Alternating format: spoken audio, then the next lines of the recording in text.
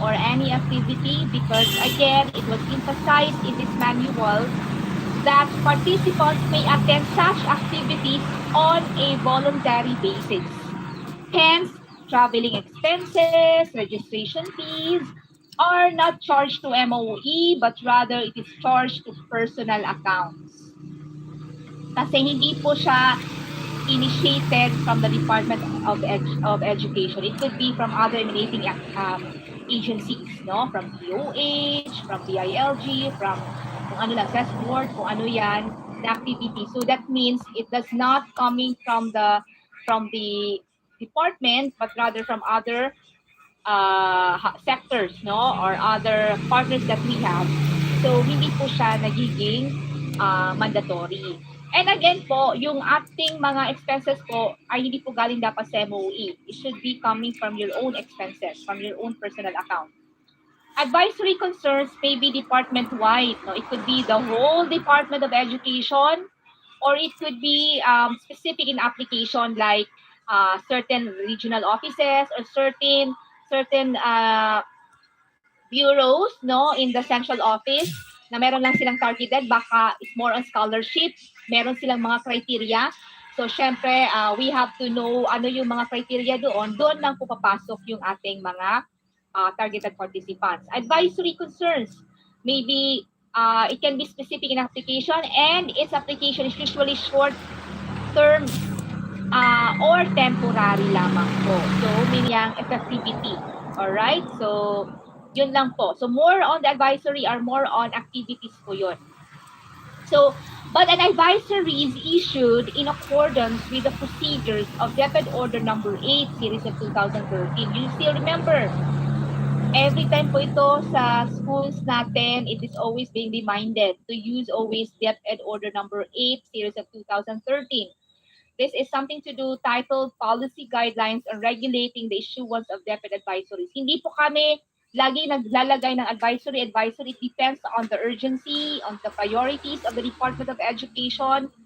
And mas maganda kung free, no, for everyone. Kasi meron iba po na 28 series of 2011 and DepEd website po. Nakalagay po doon. There should be a title, statement of the activity, objectives of issuing the activity, additional information on the activity, target participant. DepEd Order Number 9 Series of 2005, which is time on task policy, na dapat hindi po ito nakaka-hinder sa mga activities ng department. Yung pag-deliver ng modules, pag-retrieve ng modules. So, doon po nakalagay itong department order. And Section 3 of Republic Act Number 5546, which is the policy of contributions, no? And DepEd Order Number 66 of 2017, policy on off-campus activities, if needed po, off-campus activities. So, we have contact details of project proponent. We also have the tracer. Yun po ang ating elements of our advisory. So, you know, our dear participants, kung titingnan po natin, there are different elements and it depends on the, as what I have said, it depends on the issuances that you are sharing to the public. So, depende kung department order siya, tsaka department DepEd memorandum, kung office memorandum, office order. You also have the memorandum with limited application lang po. And then you also have, in your schools, meron kayong school memorandum, di ba, right? You have school memorandum, you have, do you have an office order? Memorandum lang po yung sa atin, sa school, di ba? Unless meron tayong mga localized policies that is anchored to DepEd order, no? Now, I would be showing you an example. This is now for you to correct. Although I usually use this on the last part kasi para lahat ng mga alam nyo, where am I? This is now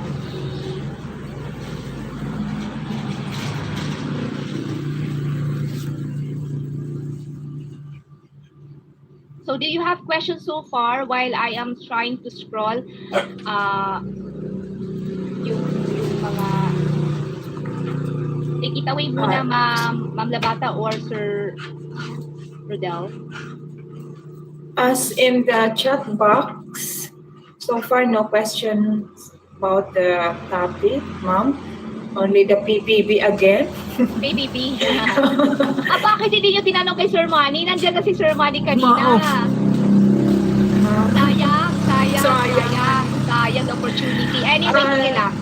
Just to clear lang, ma'am, when during the certificates to be released this coming recognition and graduation, so according to Sir Manny, to be updated pa, the information will be sent to you, through you, to be, kung gagamitin na ba or hindi ang demos sa certificates.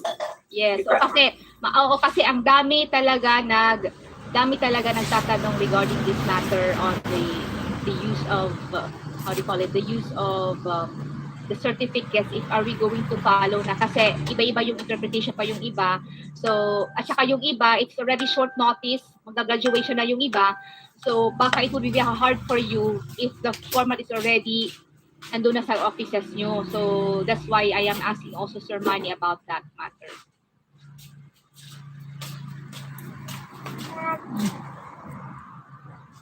All right. So I will show you, I will just be giving you an insight regarding this. Ito po. Ma'am, may question po dito.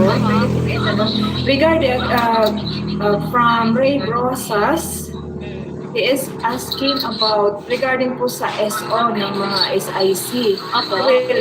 Who will issue po? Thank you. Okay. As long as I will issue the number of SIC, because I'm expecting 151 secondary SICs and the district SICs. Sa inyong school na po, if you are elementary, I will also be coming up with your special order para sa division meron kayo. I need it kung para, how do you call it?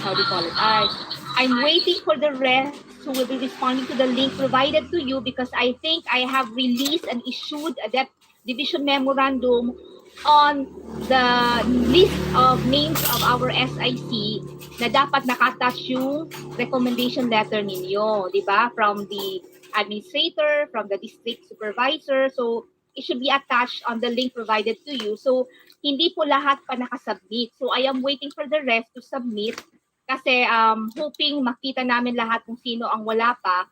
And that's the time I will be trying to connect to district SIC para sila na lang ang mag-call ng attention to the elementary SIC. Meron pa isa dito, ma'am. There is one concern. Until now, hindi pa siya added sa GC. Okay, please write down po doon sa chat box so that our documenter, Ma'am Labata, can note it, and then we'll add you later on the group chat po. Meron pong iba, again yung GC po natin is not for all. The GC is only limited to SIC lang po, district SIC, kasi si district na lang ang magbibigay ng information sa kanyang schools under sa district. At saka yung secondary, kasi marami tayong malalaking secondary school information coordinator. So, lahat po doon, please, huwag kayong add ng add kung hindi po siya SIC. Please lang po. Huwag kayong mag-add kung elementary SIC siya, kasi meron naman silang district SIC. Si district SIC na lang po, ang responsibility niya po is to cascade whatever information is given to the group chat po. Any other questions, ma'am? Nothing so far. All right, so thank you. Now, moving on, can you see po? Can you see po? Yes, right. po, ma'am. Yes. All right, so number 1 po, I would ask you, what is something wrong with the letterhead?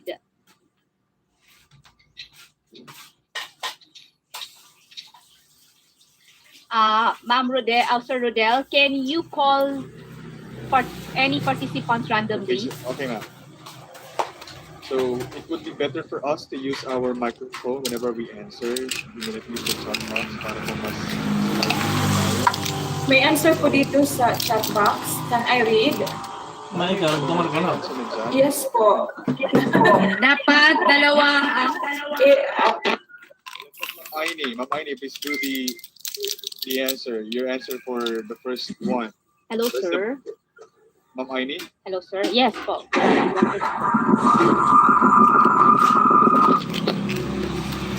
Problema si Ma'am. Yes po, Ma'am Jasmine. Ma'am Jasmine. Hello, Ma'am Jasmine. Ako na lang makuta na sa isa. Okay, let's have it here from the chat box. Yes, from the chat box, we have here answer about the question of Ma'am So, Karen. tawagin natin Ma'am si Early Jane Ikot. Oo, yes sir. Sir Rodel. Yes, Ma'am Opo, sir. Mag-echo ka, Ma'am.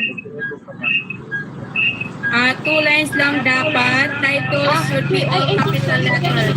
Okay, what I can also understand, sir, the effectivity of this manual for DepEd Order number 30 was October 18, 2019. At the same time, sa DSMVIM, November 4, 2019 yapon. Because at that time, sir, that 2019 and part of that year, nagkaroon may capacity building, and they were already trying to advocate the national office to come up already with a manual. In fact, sir, na sila yung mga administrative disciplinary action, those who don't align on the templates provided to them by the central.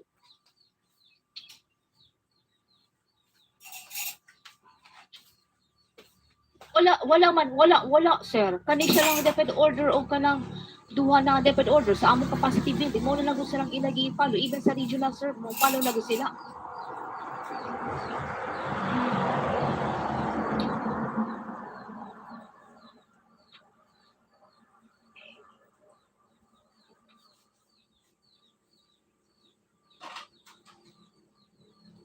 Muna lang sir, ako na pangutanan lang sa kwan, sir. Pangutanan lang na ako, sir, sa kay Ma'am Jasmine.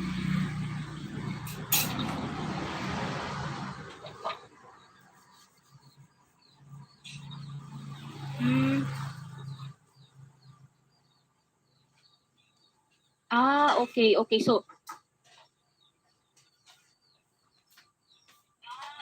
opo.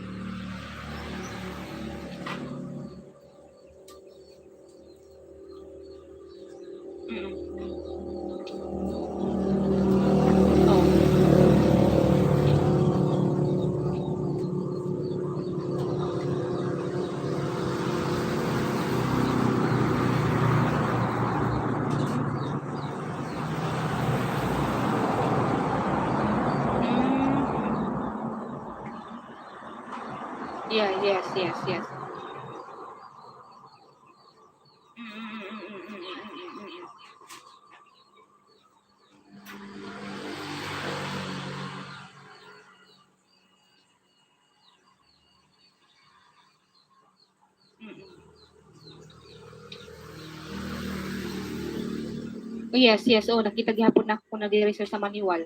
O sige, sir, I will try to ask Ma'am Jasmine about this. O kasi na-derive ito sa effectivity. This manual shall take effect about siya. Oo. Okay, sige, sir, I'll try it. Okay.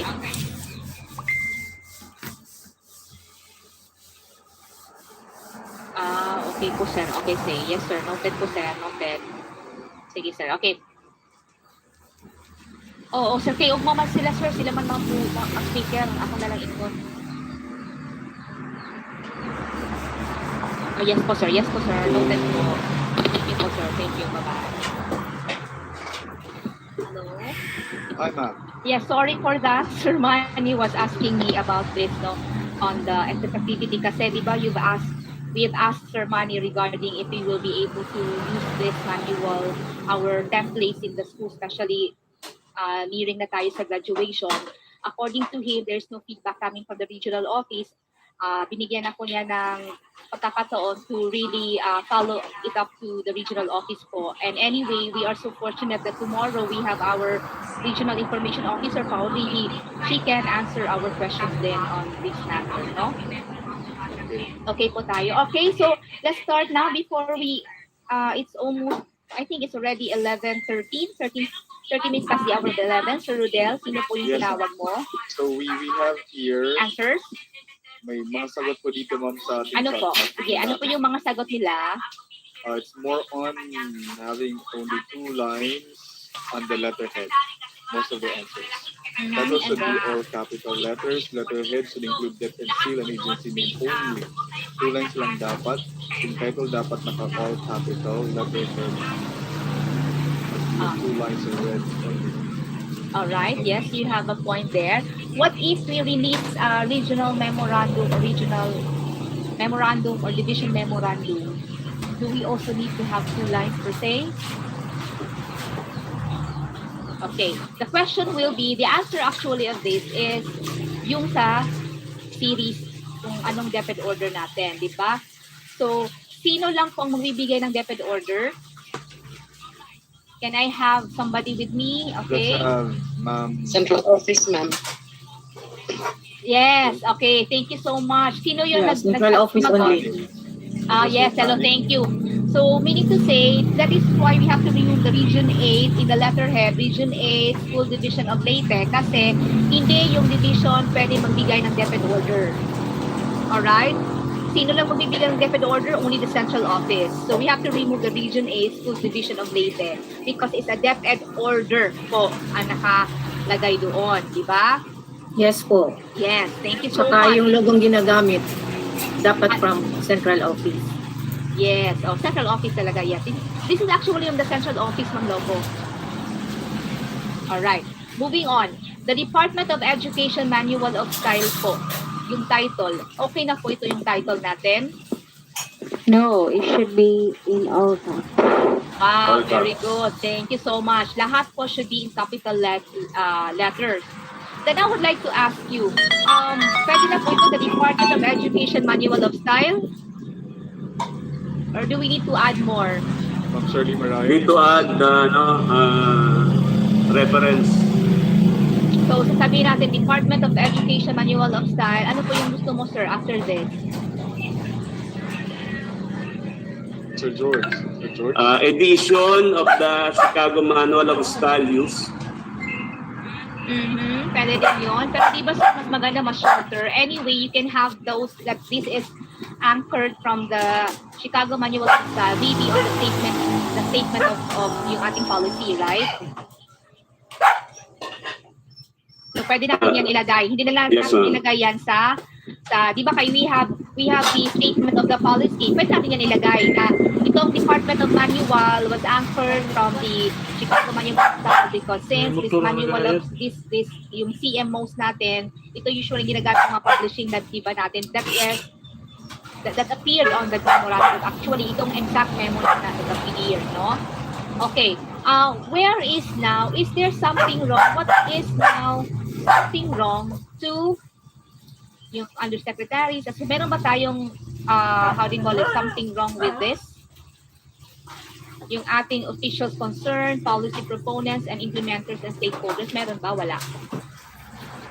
The hierarchy. Chief of division should be above public and secondary schools. Chief of divisions. Yes. Yes, I think that yun din ang makita ko. Pero in the particularly po, ma'am, sir, no, on the regional DepEd memo, DepEd order on the Department of Education Service Marks and Visual Identity Manual, actually yung chief of division is after the public elementary head and all other concerns. Yes, hierarchy siya na i-follow natin. That's a very good critical thinking. All right, so moving on. Ano ang this one po, I will not be focusing more on the technical kasi ginawa ko po itong workshop kung lahat po ng mga ating mga rules and all about the grammar. We've already talked about the usage of grammar, rules, and guidelines to be followed. Hindi pa naman nakapagsalita yung iba ng mga speakers. So, I will just go through lang, no? Ano po on the, let us go to the statement of the policy.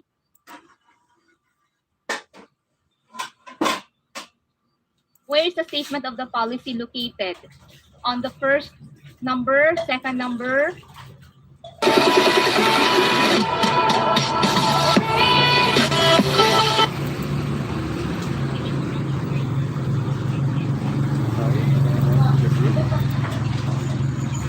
I think the policy should be the first one, ma'am. Oh, so ano po yung ating policy here? The policy is the first DepEd one. Order number 69, 2003, titled DepEd logo. Itong DepEd Order number 69 series of 2003 titled. Ang statement is, what made you come up with this policy? Yes po, ma'am. Bali, ito po yung guide mo, ang DepEd Order number 69. Yeah, I think it should be the number one. How about the Yung number one po? I think. The Department of Education has developed the Department of Education Service Mark and Visual Identity 2018. It contains guidelines on the specifications and applications of the department's name seal. It's given the fact na nagkaroon tayo ng manual because parang binibigyan muna tayo ng background, right? On the manual. Okay. So hindi tayo mag-go directly kung ano yung guidelines. Then the next one is, correct po itong the DSM-BIM contains standard designs, yes. Pero I will not be going to technical ha, kasi marami itong mga problema sa first and second. Pero wala pa tayong nag-discuss about the grammar with Sir Arian and the rest. I will not be going through muna. Later na ako mag-workshop on the last day po. Another po, ito pong, how do you call it? Where is now the statement of publication and effectivity dito? Is there a statement of publication and effectivity? Anyone? Publication po. Publication and effectivity. Saan po ito? It's on number 9 po. Immediate dissemination of strict compliance. That is the closing statement po natin, ma'am. This would be the closing statement po natin. Immediate dissemination of and strict compliance with this order is directed. Yung ating pong statement of publication and effectivity. Saan ito? When would be? Ito po, number 7. Guidelines stipulated in the manual shall remain in force and in effect unless repealed, amended, or rescinded. Okay. Saan po dito ang ating footer? May footer po tayo dito. Anyone? I think please turn off your microphone kasi meron po doon maingay. Alright, Yung Footer Government Center kan daw pa ulit naman. okay, thank you so much. Alright, so this is the one. Alright, ano pa? What is the name of your representative? DepEd Order number 69, 2003. And this will be now our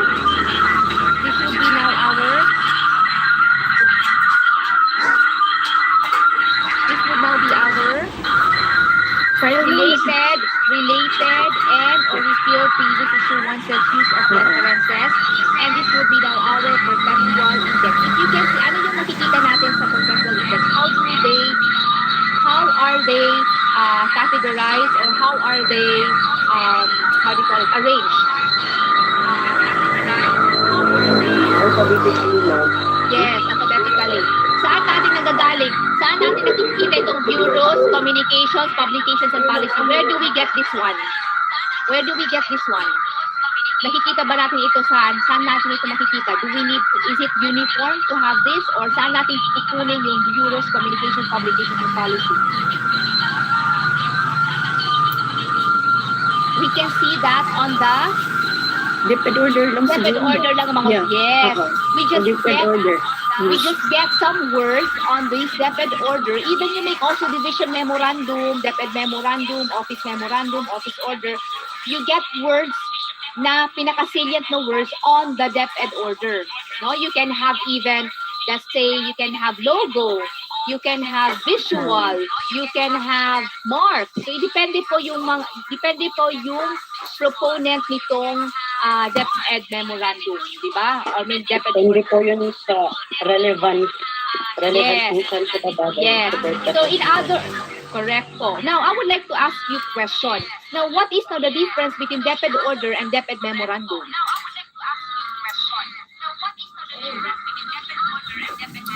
DepEd Order po, hindi po ma-change, pero memorandum po parang add-on at saka pwede pa po siyang ma-change. Okay, let's go to the to the how do you call it, to the effect, no, the content effect of the DepEd order, DepEd memorandum. Ano po yung effect ng DepEd order versus the DepEd memorandum? DepEd order is for all the DepEd offices. Ang DepEd memorandum is limited to regions or offices lang. DepEd memorandum, that is, ma'am, the memorandum with limited application. Referring to the, di ba meron tayong DepEd order, DepEd memorandum, we also have memorandum with limited application that Yes, is yes, already kung saan lang ng regional. Pero when you talk about DepEd order and DepEd memorandum, sino dito ang may short-term effect? Ang DepEd order ba o DepEd memorandum? Memorandum. Yes. Because specifically, yung DepEd memorandum is more on activities po, di ba? Mga task force. After that task force, it will not be forever. It will end up. Like for example, task force for pandemic, meron lang tayong time kung ito po will be amended or will be in effect, no? What about for the, aside from the duration, what about the duration, yes. Sino yung short term dito? Yung memorandum. Yung long term effect po dito will be the DepEd order. What about the, how do you call it, the activity? For the DepEd order, ano po yung focus ng DepEd order? Policies and guidelines po. Yes. And which one is permanent? DepEd order? Sino usually ang permanent dito? DepEd order or DepEd memorandum? DepEd order po. Order po unless amended. Amended by the authority who issued that DepEd order. Okay. Pwede ba yung DepEd order maging limited lang siya na application? Pwede ba? That this is only for the region office 8 and 9? No. No. Why? Because as what I have said, DepEd order Yes. is nationwide po and Yes, ma'am. it is department-wide po unless we use the memorandum with limited application. Ano, sa school ninyo, ano po yung ginagamit nyo?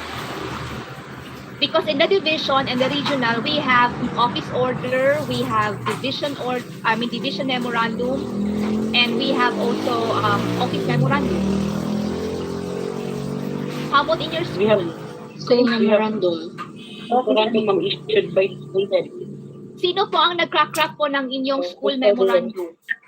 The school head. School head. Yes. Principal. Yes. Pwede din actually ang mag-craft ng memorandum sa inyo. Of course, signatory po yung principal ninyo or whoever's your school head. But if you are a writer and you know already the guidelines, being the SIC, you can craft a memorandum. Pero you should countersign. Like what in the division, akong gumagawa ng memo kung this is particularly on my program and I countersign it and it will be signed by our superintendent. So, sa inyo din, you can also write your own memorandum, but it should always be signed by the school head or it depends on the policy that you are doing within your own school, right? Kasi meron ibang school head talaga nga, siya talaga nagsusulat, right? Meron din ibang school head, what I know from other batches, may ibang school head na nagpapagawa ng mga journalism writers.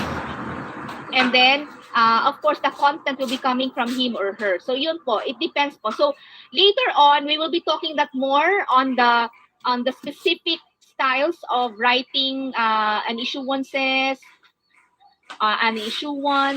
may it be a DepEd order, maybe a DepEd memorandum.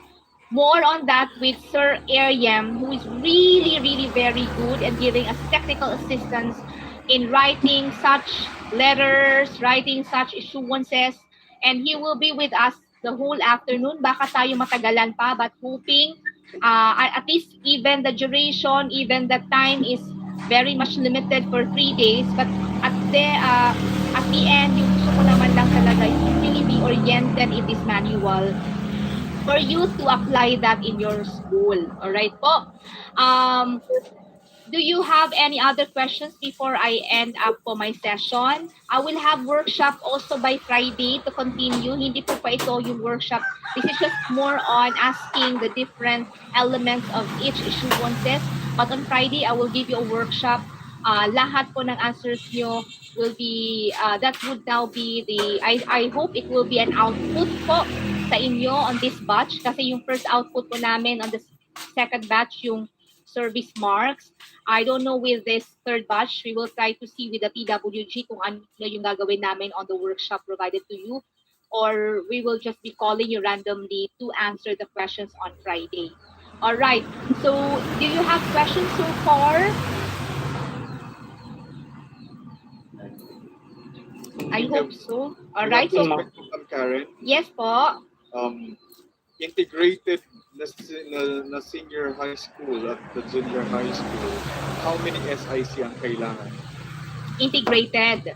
Yes, it was said in the memorandum that one senior high school and one junior high school. So wala siyang nakasaad na if it's integrated, isa lang. If it's not integrated, if there's a senior standalone, it's a different thing, no? But on the provisions given or reflected in the DepEd memorandum, nakasad naman doon na one senior high school and one junior high school. So I think if it's integrated, I think you need more manpower. So isang senior high school, isang junior high school po. So it's clear to our participant that asked the question. Query, ang SIO na ba ang magiging sort of staff ng school head kapag may issued na school-based memo information? I learned na may employed clerk na ang kada school. Okay. Right. Again, sir, is there, what do you mean? Can you please reiterate? SIC na ba, ma'am, ang magiging sort of staff na ba siya ng school head kapag may issued na school-based memo and info? Kasi he learned that meron na pong employed clerk ang bawat school. All right. Being an SIC, the school information coordinator, you would see the deliverables being expected from us. Hindi ka naman yung a person or a clerk to be with the school head. Ikaw po ang magbibigay ng informations, or you are the ones who are given information, or you will be collaborating with your school administrator on some issues, concerns in your school na kailangan mong i-elevate sa division, like you need to inform the division office, or if you have success stories, again, no, I would like to emphasize everyone, hindi lang po being the SIC, maghahanap tayo ng mga issues and concerns, but rather we also, mas maganda kung more success stories, more developmental stories ang ating ibibigay sa division, hindi po problema or incidents ang ibibigay natin sa division office. Another po, being the school information coordinators, you are like this, an alter ego of your school head when it comes to media. So, although I've been emphasizing everyone that in Department of Education, Leyte Division, we only send one statement, one information. So, yung division office lang po ang magbibigay ng issue, magbibigay ng comment, magbibigay ng information in our media partners, not the school, kasi instances po, kung ang school magbibigay ng information, the division will give information, sometimes wala pong consistency. Now, tendency, the credibility of the department, the integrity of the department, mawawala. So, it was emphasized by the national office and regional office that we will only be giving one statement, and it will only be coming from the division. It could be from the school division superintendent or the division information officer po. So hindi ka po magiging clerk, you will not be the person who head when it comes to information and all. You are the school information coordinator. As what I have mentioned, yung mga deliverables natin, nandun po naka-ankla po sa DepEd memorandum. Pwede po mo ipabasa sa head mo so that he or she would know. But when it comes to writing, if you're a journalism writer, you can give technical assistance. There are some na nagpapagawa yung school head ng letter or ng office order and then or office memorandum, and then pero ang magsasay naman yon is the administrator. Like sa aming division, as what I have said, Kung program namin, I make my memorandum, but the one who will sign is the school's division superintendent. I am just being the division information officer. I am the spokesperson of our superintendent. Kung wala siya, ako po ang sumasagot po lahat ng mga queries information coming from the media po. Okay, thank you so much, ma'am. Another query po, ma'am. As school information officer, lahat ba ng communications kami po ba ang gagawa from Ma'am Aini? Hindi po ma'am. Not necessarily mean na ikaw gumagawa lahat ng communication, no? Again, I've been emphasizing on the different tasks that we have. It did not say there that you will be writing all the communication in your school. Nakalagay lang doon, as much as possible, one of the qualities that we are looking being an SIC, school information coordinator po, hindi po school information officer. School information coordinator po. Kasi from the word coordinator, you coordinate it with the division, different levels of offices po. Hindi po necessarily na ikaw po lahat ang magbibigay ng lahat ng mga yung mga kailangan po sa schools nyo, like your write-ups and all. It depends po sa, I think, sa inyong pag-uusapan, no? It's something to do with you and the school head kung ano yung inyong, how do you call it? What would be your stand on this matter? Kasi iba-iba naman na you're all empowered, schools are all empowered. It's how you tweak the deliverables, baka more than they expect from you, then depende, with your consent of course. Pero go back to DepEd Order, DepEd Memorandum number 17, yung mga tasks natin, mga roles and functions, please review it and let your school head see the deliverables po being the SIC. Thank you po. Bugas kay Karat Sino lang. po ba yung mag-issue ng SO? Bugas kay Or Karat the lang. school Pero ay information kasi. coordinator? Ano na nga nagtawag? Sa division level po, magbibigay po ko ng special order. There are some schools na binigyan sila ng special order, right? So I am emphasizing more, the special order that will be released from the division is from the school year 2020 to 2021. That would be the scope of the special order that will be released anytime po this coming June or July. Kasi ang dami nyo po, marami pong proseso ang ginagamit when you go through with the freeze process. So that's why I want everyone to know that please submit your responses to the link provided to you. Go to DepEd Tayo Leyte, search on SIC, and then it will eventually be presented to you in your screen, and then punta kayo sa link, and then kung wala ka pang naka-respond, then please respond po para mabigyan ka ng special order. Thank you so much, ma'am. So before po mag-release ang division ng SO, may katanungan po ma'am dito. Can we withdraw our position as information coordinator since I don't think I know someone is more capable than I am? It's within your own level, sir or ma'am. I am not the one who is very much empowered to choose kasi sa inyong school, alam naman natin yung mga administrator, yung school head, yung alam niya kung may potential ka. And I think naman, hindi ka bibigyan ng responsibility if your administrator does not believe in your own capacity to become the school information coordinators, right? So, I know it's quite challenging on our part, but you don't need to worry. I am here to assist you, and then kaya po natin ito. You don't need to worry. Your administrator will help you, other teachers will help you, just coordinate and have a happy relationship with those people around you para makatulong din sila sa inyo. And then I am also here to be with you po. No worries. Thank you so much, ma'am. Please do not withdraw your ma'am. Sino ba yun? Si ma'am. Of course, ma'am Mary Buod. Another query po, ma'am Karen. A school-based structure na may legitimate faculty organization. If my situation po na may issues sila na i-air out to the division, kailangan po bang dadaan sa SIC when may sarili naman po silang faculty organization officials? Okay. Pwede din yan if there are issues, we're talking about issues here. Yes, issues po. Yeah, issues there. So, you have to go to, kasi dapat yung SIC natin, lahat alam ng issues and concerns in the school. You are empowered that every information, whether it's an issue, whether it's a success story, whether it's a happy information and all, or mixed emotions, everything dapat alam mo. Because what I said, dapat maging chismosa kayo, but you should have your limits when you become chismosa. So, again, if you think this is very important information that you should know actually.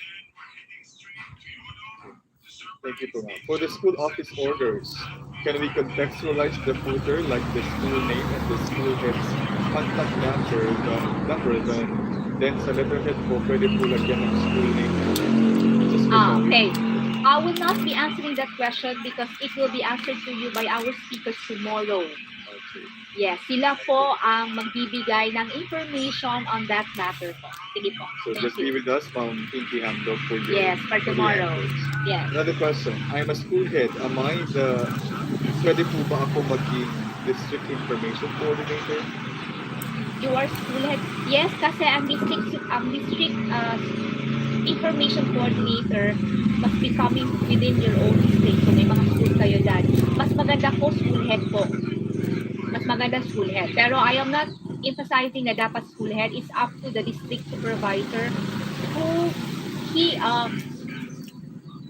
for him or her to know na capacitated siya, equipped siya, and will be able to function as SIC, then that could be you. Okay. Who will add the GC ma'am at the sentiment? Yeah, it could be me or the PWG. It could be you too. Okay, ma'am. The school head failed to register the name of their SIC for senior high school. What will they do? Okay, again, go back to DepEd tayo, DepEd later tayo. Look for division memorandum. I cannot remember the division memorandum of the issuance that I have given. I think it's all about SIC. So you just look at SIC. Nandun po yung link doon. Hoping I could look for that and then I'll try to put it in the chat box later. Okay.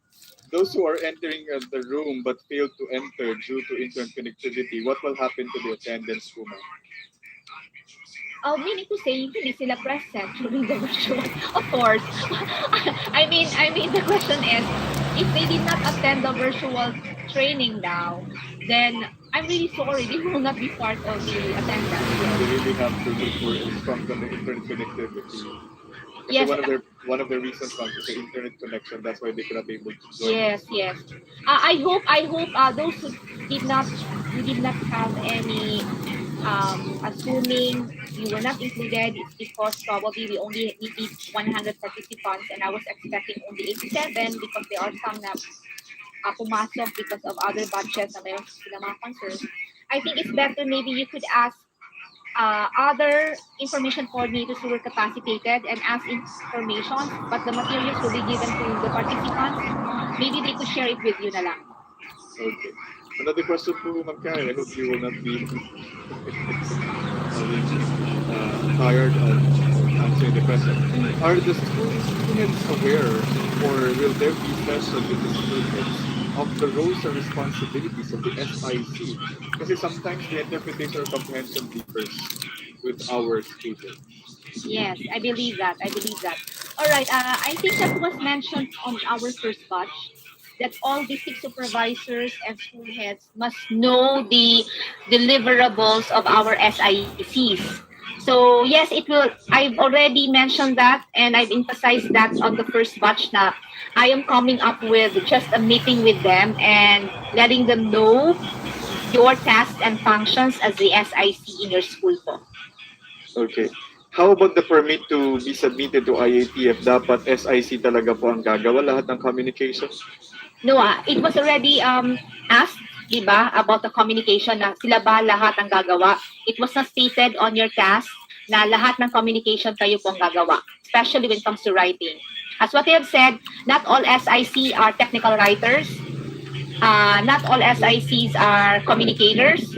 Not all SICs are really technical writers who are like the people like Ma'am Celeste or you, Sir Rodel, or Sir Chris Noveda is with us, yung depende lang yung pag-uusapan nyo sa school head nyo tsaka ikaw.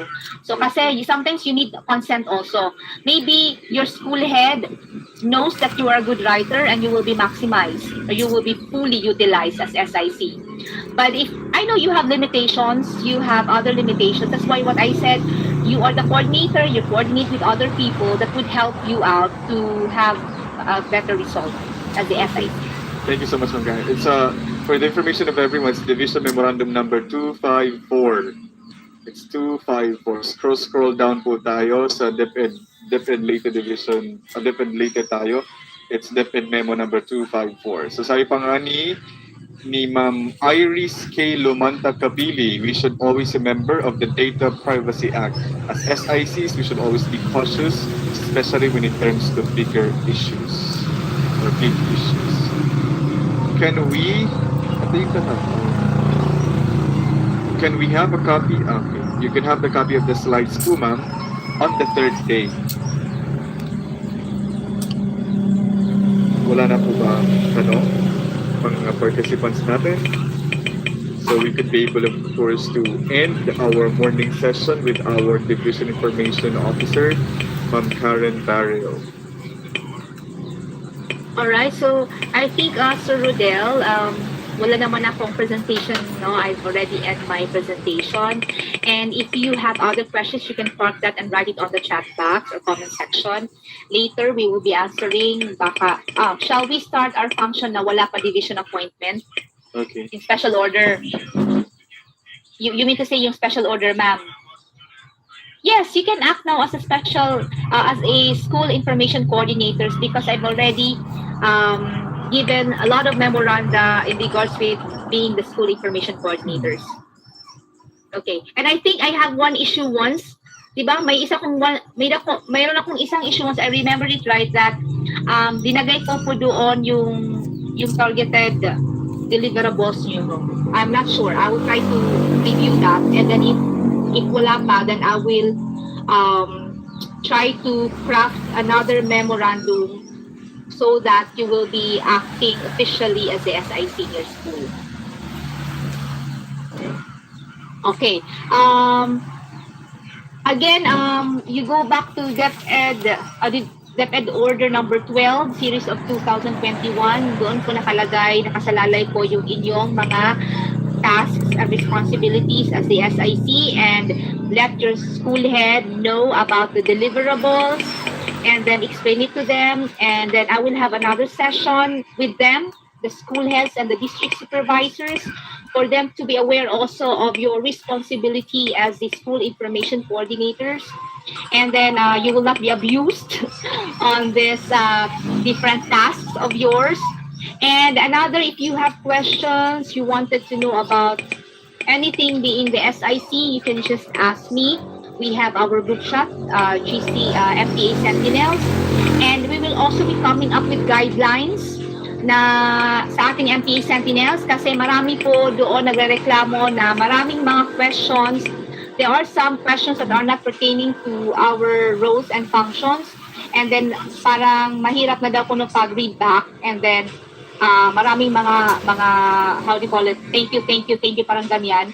As much as possible, pwede naman tayo mag-use ng emoticon like thumbs up or saying heart or anything para hindi masyado marami, and then we are not bombarded with so many statements on the group chat, and it's very hard for you to you go back and read those statements coming from other partners that we have to do as SICs.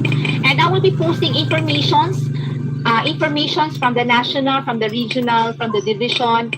Pero yung mga memorandum, don't expect because I will be putting that. Siyempre, doon tayo sa DepEd Leyte tayo. DepEd Leyte tayo. DepEd tayo Leyte? Ano ba yun? DepEd Leyte tayo. Parang ginugutom na ako. And then, there are also informations, very important information that I will be sending to you. And if you have isolated cases, huwag niyo po i-display doon sa group chat natin. Maybe you could just go directly to my messenger account para, we have to also be careful of confidentiality and what Mom said. Data Privacy Act. But we will be coming up. I'm contemplating to have a monthly meetings with you kasi I will be tapping more people around like Data Privacy Act. Yung mga gusto nyo malaman, I will be bringing them to you through virtual po. Alright? And more trainings to come. And hoping meron tayong more budget to come from the central office.